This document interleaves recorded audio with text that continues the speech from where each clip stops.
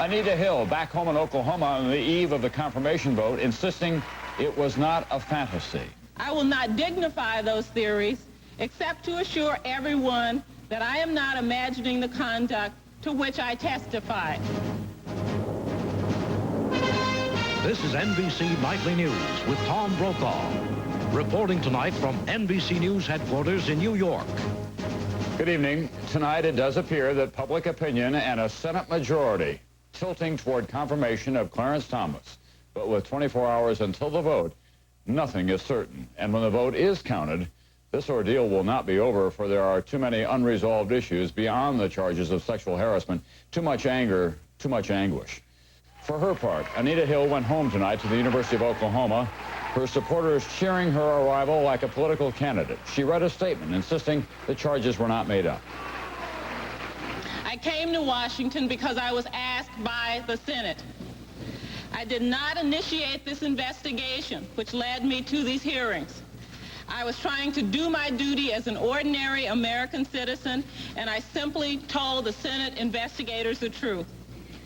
The only personal benefit that I have received from this experience is that I have had an opportunity to serve my country.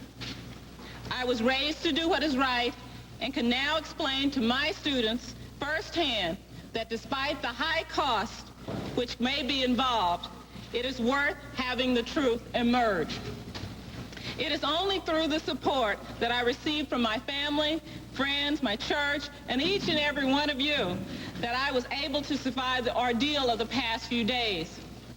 I have been deeply hurt and offended by the nature of the attacks on my character. I had nothing to gain by subjecting myself to the process.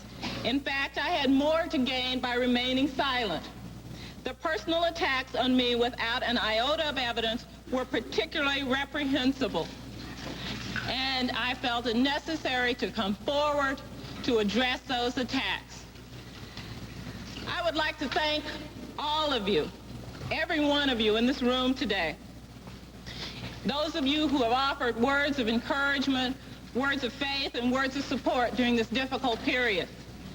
I am hopeful that others who have suffered sexual harassment will not become discouraged by my experience, but instead will find the strength to speak up about this serious problem. I am so glad to be home.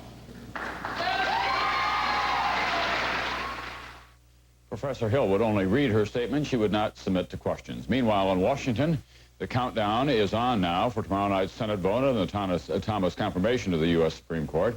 And NBC's Andrea Mitchell is on the Hill tonight, keeping tabs as she has been all along. Andrea? Tom, it will all boil down to a few undecided Democratic senators who are under heavy political pressure from both sides. This entire proceeding is ended. At 2 o'clock this morning, the ordeal was finally over. Have you ever enjoyed bringing the gavel down more than that? No. The hearings are over, but the clashing testimony is still echoing through the Capitol. He spoke about acts that he had seen in pornographic films. Categorically, that I deny each and every single allegation. Senator Bob Graham's office, please hold. Senator Bob Graham's office, please hold. Phones in the Capitol were jammed, calls running heavily in favor of Thomas. Hundreds of pages of testimony were being printed so that the rest of the Senate could read the Judiciary Committee transcript. Could anyone still be truly undecided? I was so disturbed over the events this weekend that I'm literally entirely in that undecided category. And I'll have to pull everything together tonight and hopefully by this evening or tomorrow morning make a final cut at it.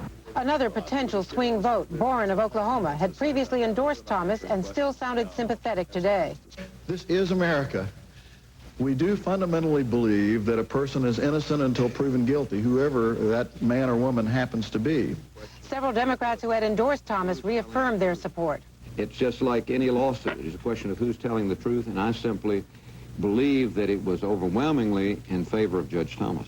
The burden of proof to overcome a presumption in favor of Judge Thomas was not met to justify changing this senator's vote. With public opinion polls showing Thomas heavily favored, women's groups threatened retaliation at the polls. We are on the eve of a very important election year, and women will remember this vote And we are sending that message to senators because this is very serious. Thomas's supporters need only 5 more Democratic votes out of a pool of 16 Democratic senators who say they're undecided. And the momentum is going his way. Tom? Thank you, Andrea. NBC's John Cochran is at the White House now, and it's had a very active role in shaping the Thomas strategy, the White House. John, what's the latest there? Tom, hardball tactics may have saved the Thomas nomination, but the last thing anyone here at the White House wants to do is take credit for a strategy that included attacking Anita Hill. Returning from Camp David, the president just didn't want to talk about it.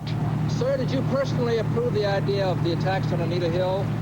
Bush avoided talking about what worked for Thomas, but he said something worked. It's important to note that among Afro-Americans, Black Americans, that the support is very, very strong. That is significant and I think highly important. The president's upbeat assessment is far different from the gloom that descended on the White House Friday after Anita Hill's powerful testimony. The president's legal advisor, Boyden Gray, and other aides frantically tried to reverse the momentum. The turning point came when Thomas himself hit back. And from my standpoint, as a Black American, as far as I'm concerned, it is a high-tech lynching for uppity blacks.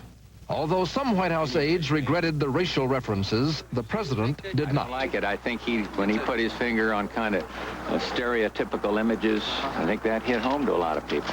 White House aides believe the racial charges frightened Democrats on the committee and left the field wide open for Republicans and pro-Thomas witnesses to undermine Hill's credibility. Because it is my legal judgment, having had some experience in perjury prosecutions, that the testimony of Professor Hill in the morning was flat-out perjury. She was a very hard, tough woman. She was opinionated. She was arrogant. Assuming the position we've taken is true, then she either is a psychological reason or she lied. President Bush is said to be convinced that the Thomas nomination was a goner until Thomas and his supporters took the gloves off. Tom? Thank you, John. Whatever happens to Clarence Thomas and Anita Hill as a result of all of this, the American political process, and especially the Congress, are going to take a beating. Senate Majority Leader George Mitchell already has acknowledged that, and he is understandably not happy. He's with us tonight. Senator, first of all, thank you very much for coming by. Thank you, Tom. Listen, all of this follows the Keating 5, the unpaid restaurant bills, the bounced checks, and now we have a national movement limiting terms of people who serve in public life. How are you going to reverse the damage? Well, Congress has never been popular with the American people. There's always been a skepticism about elected officials, but I think you're right. Now it has reached cynicism, mistrust, distrust, and I think it's important that we do reverse it. I think there are several things we can do. Change the ways in which campaigns are run, reduce the amount and length of spending, address the real issues confronting the country, jobs, economic growth, education, health care, and try to avoid the things that have caused the bad responses, the things to which you referred in your question. Once this vote is over, will it require some kind of a bipartisan summit, maybe even between you and the White House? Well, I'm going to review the entire process here in the Senate to see if we can't deal with these controversial matters in a way that is more fair in reality and more fair in perception. I think it's very important that we address serious charges. This was, after all, Tom, a very serious charge by a very credible person, and it seems to me it had to be addressed. Whether it can be done in a better way is something we're going to look at. We also ought to keep in mind that contrary to the current myth, there's nothing new about this. This has been going on for a long time. This is not a very recent development. That's all the more reason to address it in my mind. Senator, has this country been divided up too much into special interest groups, left and right, who drive the political process? That's obviously a matter of concern. I don't think it's just the special interest groups. Your own show just now indicated how the White House organized and orchestrated an effort to discredit Anita Hill as a way of gaining support for Judge Thomas. The question is, how far are people willing to go to gain their ends in the political process? That's another thing I'm going to address in the Senate tomorrow and in the weeks to come. What about the role of the press in all this? I know a lot of people on Capitol Hill feel that the press is only out for the sensational or the titillating. Well, there's no doubt about that, but the reality is we have to address it on our own responsibility. The press was critical in one case when we weren't public. Now they're critical that we were public. I don't think we can blame our problems on the press, whatever their concerns, which are obviously to generate and point out controversy. We've got problems of our own. We have to address them in our own way and do the best we can to confront these issues squarely, thoroughly, and publicly, but in a way that is and is perceived as fair. Senator George Mitchell, Democratic Majority Leader, thanks very much for being with us tonight. Thank you, Tom. When Nightly News continues in a moment, fantasy or repression? How can we tell who's telling the truth? Everyone has a dream, a vision deep inside. When I decide to follow up on an investing idea, I need a broker who's ready when I am. We make it easier to follow your own lead. I can call Schwab at any hour, nights or weekends, get the information I need, even place an order to trade. Always there to give you just the help you need. Help yourself at Schwab today. I just can't stand this anymore. How am I supposed to fall asleep with this pain? I could take one of those nighttime pain relievers with a sleep ingredient. But all I really need is Advil to help stop the pain that's keeping me up. Just Advil. That's all I want. Without the extra sleep ingredient, I don't want. Advil is so effective, it relieves the pain, so I can get to sleep. Discover the relief of Advil at bedtime. Advil, advanced medicine for pain. Two people, two stories. Is one telling the truth, the other lying? For Clarence Thomas and Anita Hill, it may not be quite so simple. There are the issues of fantasy and repression to consider. We've asked our science correspondent, Robert Bazell, to look into all of this tonight. Robert?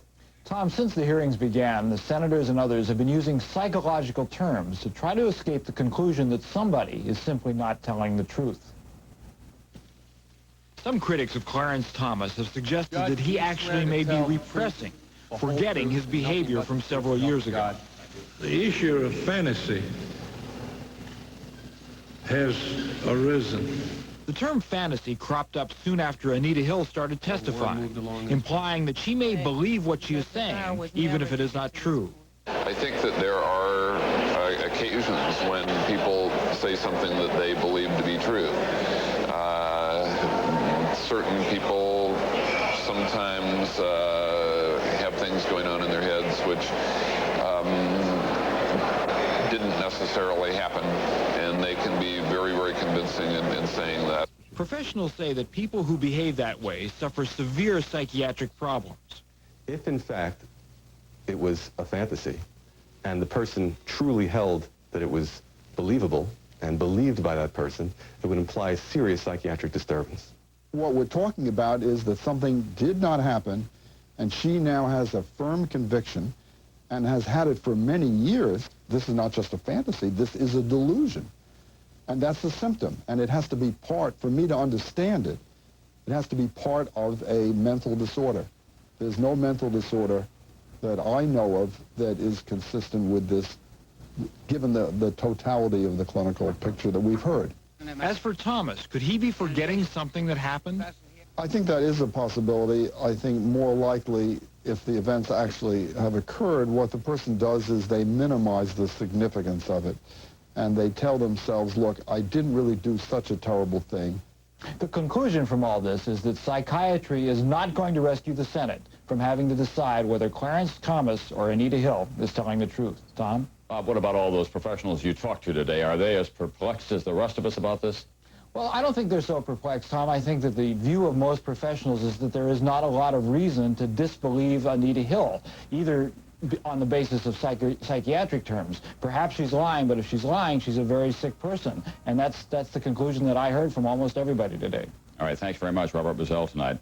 And on the eve of this confirmation showdown, Americans continue to ponder the predicament involving Clarence Thomas and Anita Hill, how they got to this mess, how things might have been done differently. NBC's Mike Betcher tonight on what some Americans are thinking today. The televisions had been turned off. America had come outside to catch its breath and to find its stride once again. The nation hadn't crumbled. In Chicago, Columbus Day this year was the same as Columbus Day last year. People were different, though. People were thinking. We it's not perfect, but at this point, it's the only system we have. And if we're going to live in this country, then in some ways, we're going to have to believe in that system until we can change it. What to do depended on with whom you spoke. These Knights of Columbus tended to blame Congress. We should have 2 terms for every congressman. I think they're too long, they stale. The Union men tended to blame the president. I think the process stinks. I think we probably ought to go back to what it used to be. And I think this would place more responsibility upon the president to pick someone that'd be more acceptable to the United States. A man from the Flag Committee was just plain angry. What the hell are they going to do next time with the next nominee? I mean, Bork, Thomas, what's next? Really? In New York, action, not words, was demanded. We just talk a lot. We have to start voting. Scorecard program! In Atlanta, not even a pennant race could overshadow talk about what happened and what to do. This is just not tolerable. It's just a waste of our money. And not to mention, it's beneath us to drag out this sort of mud. The dozens of bands and clubs and floats proceeded with order and purpose towards the end of their Chicago parade route. The marchers accepted that politics would never be as precise as their parade. I think the system is only as good as what you put in it, like any other system. Mike Betcher, NBC News, Chicago. In a moment, the day's other news, including the nation's hottest lottery tonight, the chance to win a green card. We want to show you what an American car company can do when we put our minds to it. In 1989, this Dodge Viper was just a concept. In January, it'll be rolling off an assembly line in Detroit, Michigan. Nobody in the country ever developed a car that fast. From now on, every new car Chrysler makes is going to be built the way this one was. And that's by a team. Product and manufacturing engineers, designers, finance guys, and marketers, all working together with one idea, making a great car. And this is where they'll do it, our new billion-dollar Chrysler Technology Center. We'll have 7,000 people here, designing, testing, hand-building prototypes. There's even a pilot factory to get it right before we produce a single car. We've been telling you about Chrysler advantages for some time now. We've changed this company to give you even higher quality cars, faster, and at lower cost. For those of us who forgot, it's called being competitive. If you're looking for a great vacation, start at the top. Take a 3, 4, or 7-day fun ship vacation on Carnival, the most popular cruise line in the world. Introducing the Goodyear Buy 3, Get the 4th Tire Free sale. Buy 3 Goodyear all-season radials, and you'll get the 4th tire free. Come on in, before they all disappear.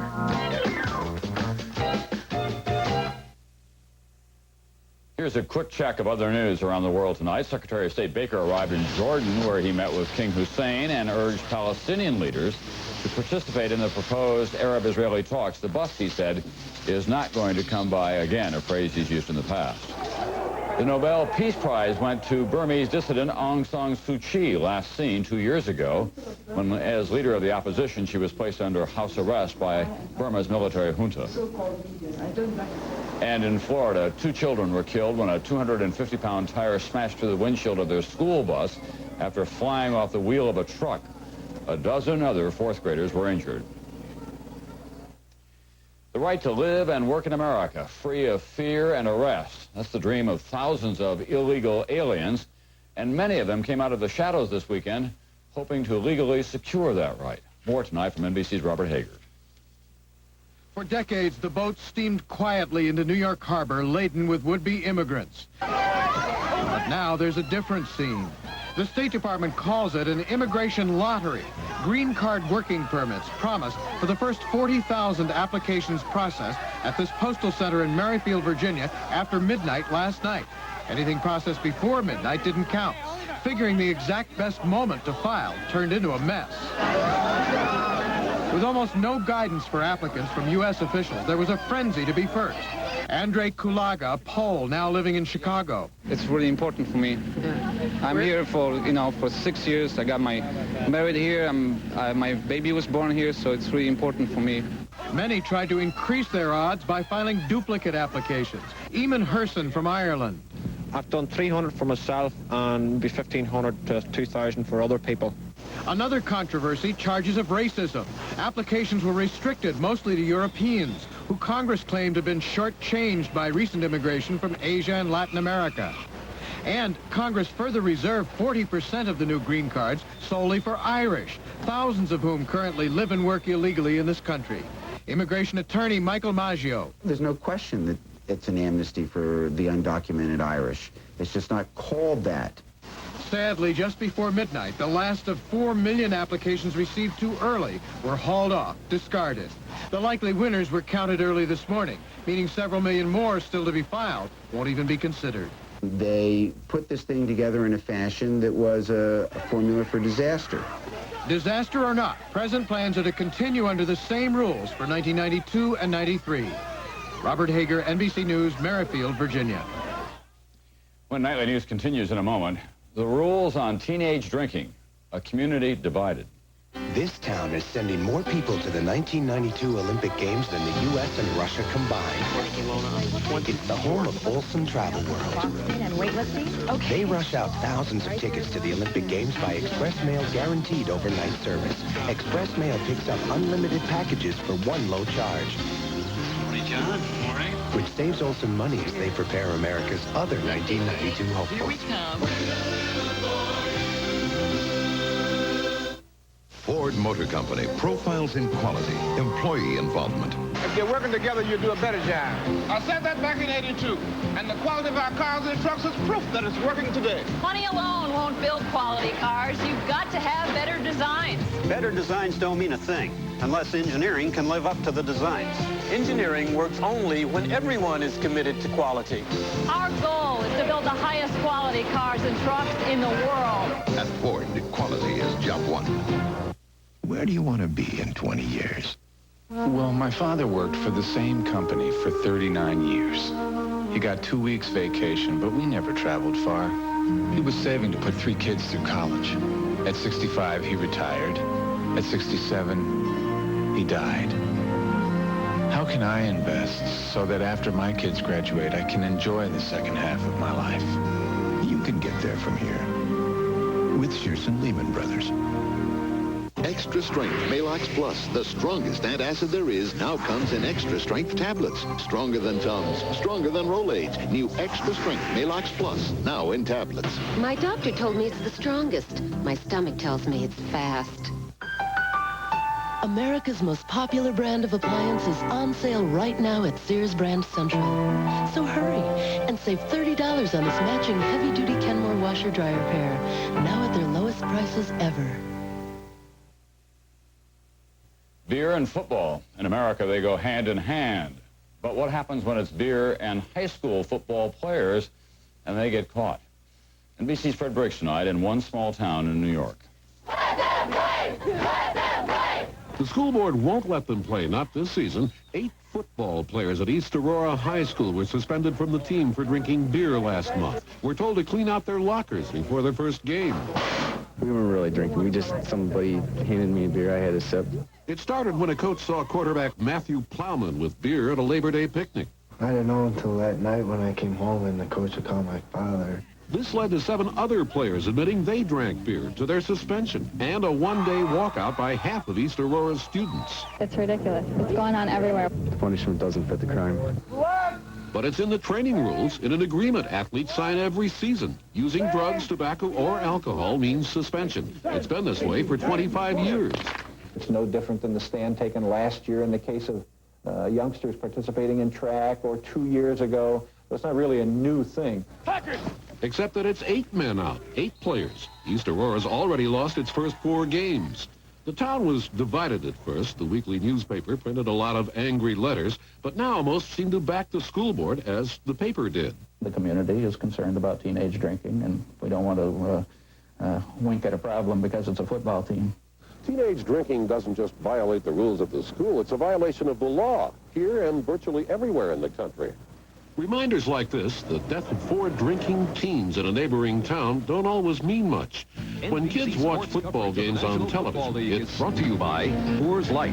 And when they get together with friends... It just seems like the thing to do. Chevrolets, apple pie, football, and beer. Plowman's father is suing the school board to get his son and the others back on the team. But the board says relenting would amount to telling players it's all right to go back on a promise. All kids should know and all adults should know that your word should mean something. They're learning that this season.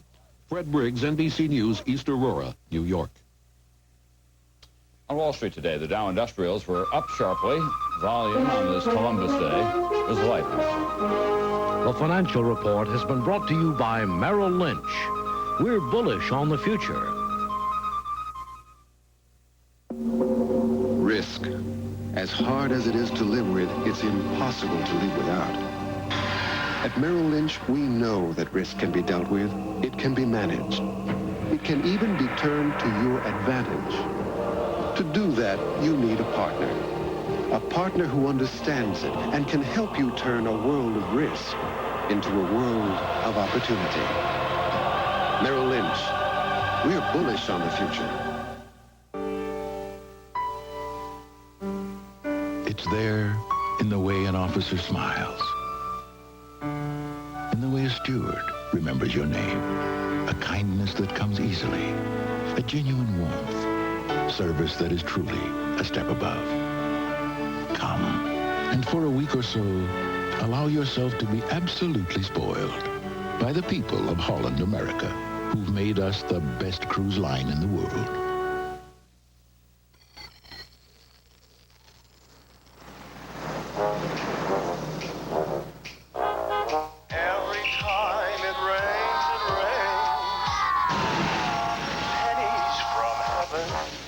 Just a reminder, the Discover card pays a cashback bonus on every penny you charge. Pennies from heaven.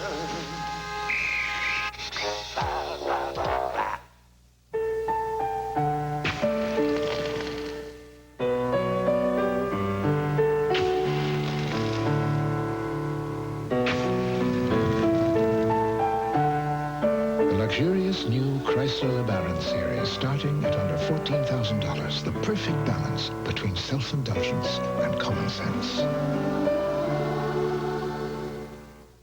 Now choose 770 powertrain or 336 bumper-to-bumper protection. So finally tomorrow, at least one phase of this very painful episode in American political life will draw to a conclusion as the U.S. Senate decides whether Clarence Thomas is fit to serve on the Supreme Court. The full Senate convenes tomorrow morning at 10 Eastern Time. That's when NBC News will begin its coverage of the debate. The formal debate will begin a half hour later. And then at 6 tomorrow night, the Senate is scheduled to vote to confirm or reject Clarence Thomas for the U.S. Supreme Court. Tonight, we'll bring you up to date with a special report right after your late local news. The latest count, the latest developments in this fascinating and terrible ordeal. For now, that's Nightly News for this Monday night. I'm Tom Brokaw. I'll see you later tonight and then tomorrow from Washington.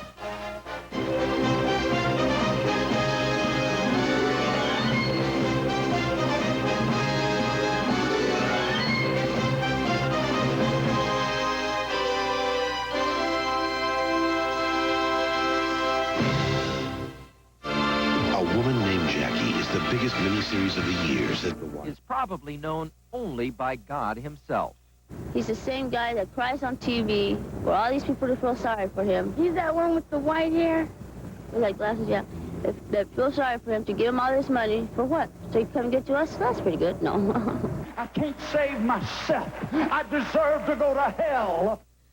Swaggart was cited for driving on the wrong side of the road, not wearing a seatbelt, and driving an unregistered car. A hearing has been set for November 15th. Now, up next on A Current Affair, rapper Vanilla Ice loses his cool. You got me all pictured wrong, baby. I mean, I ain't like that. Face the music, then I'm right behind it with a posse of mic and a funky rhyme. It doesn't take a lot of time for me to climb. Then I'm going for mine like a monkey on a vine. Going